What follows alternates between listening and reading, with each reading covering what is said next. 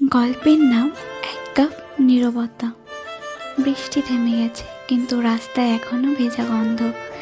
ছাতাটা ভাঁজ করে আমি কফি শপের দরজাটা ঠেলে ঢুকলাম।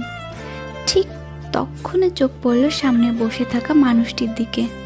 সে 3 বছর আগে যাকে বলা হয়েছিল আর নয়। এক মুহূর্তের জন্য সময় থমকে গেল।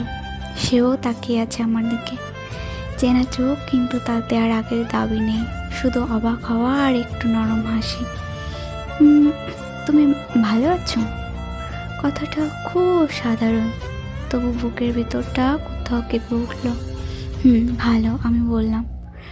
সত্যি ভালো আছি কিনা সেটা যাচাই করার সময় আর নেই।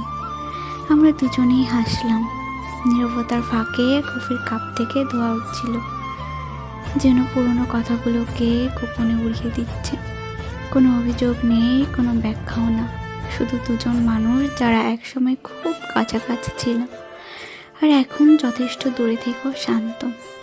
বিদায়ের সময় সে বলল, ভালো থেকো।